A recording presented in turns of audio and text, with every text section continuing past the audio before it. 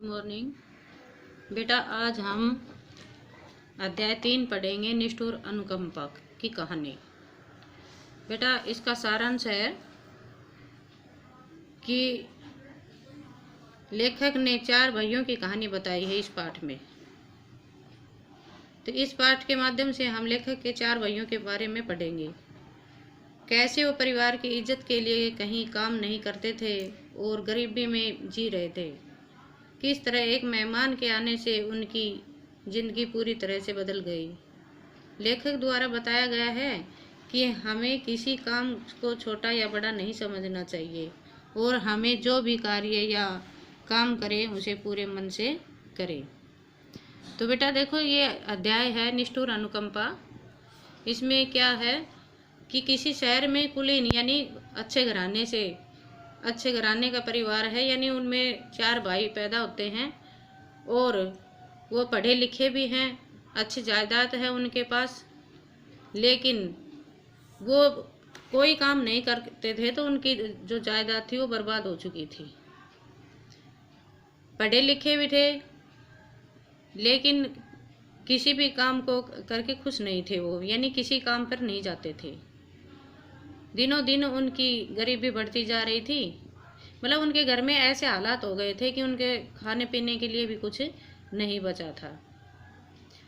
उनके घर के पास एक बगीचे में सहजन का पेड़ था, तो उस पेड़ पर लंबी लंबी फलियां और हरी हरी फलियां लगती थी। जब शाम होती तो उन 4 भाइयों में से जो बड़ा भाई था वो उस बगीचे में जाता और फलियां तोड़कर ले आता। उनके घर पर एक कुंजड़िन आती थी और वो उन फलियों को खरीद कर ले जाती थी।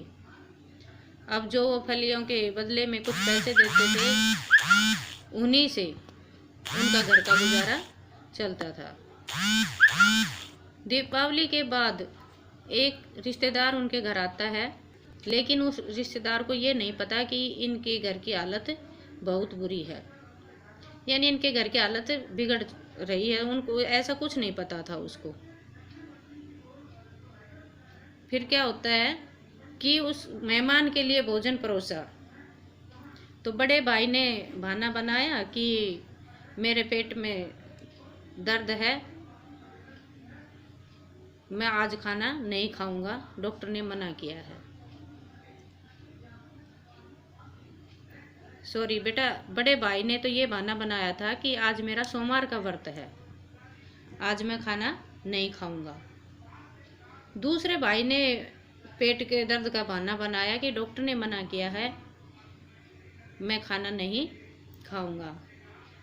तीसरे भाई ने कहा कि आज मेरे दोस्त के घर पर दावत है, यानी मुझे बुलाया है, तो मैं वहाँ पर जाऊँगा, इसलिए मैं भी नहीं खाऊँगा।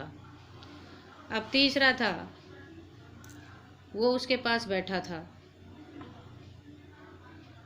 चौथे भाई ने कहा कि मतलब वो उनके साथ तो बैठ गया, लेकिन उसको मतलब खाने के लिए नहीं कहा। उसको जो रिश्तेदार था उसको तो बार बार कह रहे थे खाने के लिए, लेकिन उसकी तरफ कोई ध्यान ही नहीं दे रहा था।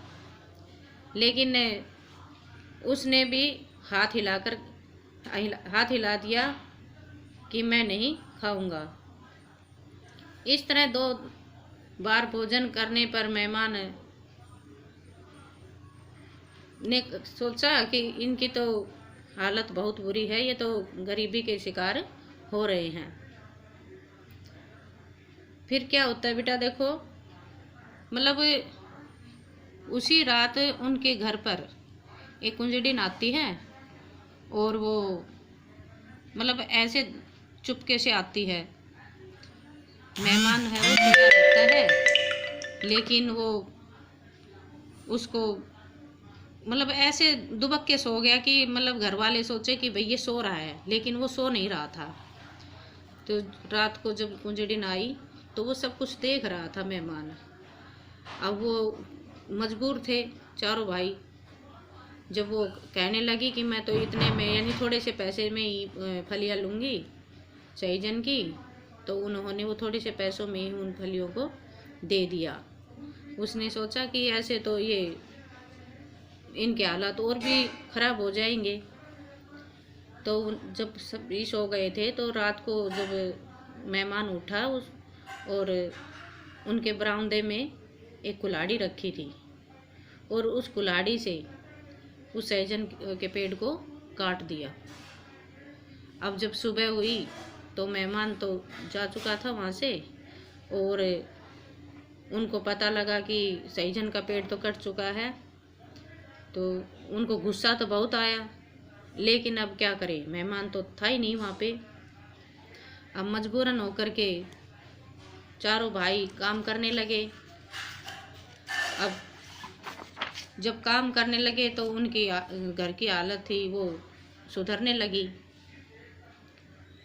अब अगले साल जब वो मेहमान उनके घर दोबारा से आता है और देखता है कि भाई हाँ ये अच्छे से काम कर रहे हैं और हालत थी वो भी सुधर चुकी है।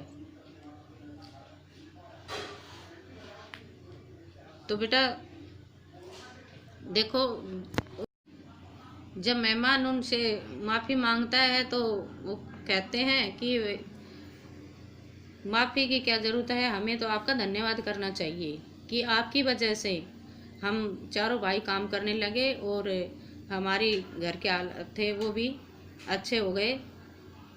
तो इस कहानी से हमें यह शिक्षा मिलती है कि हमें कोई भी काम हो हमें करना चाहिए, हमें किसी भी काम को छोटा या बड़ा नहीं समझना चाहिए। धन्यवाद।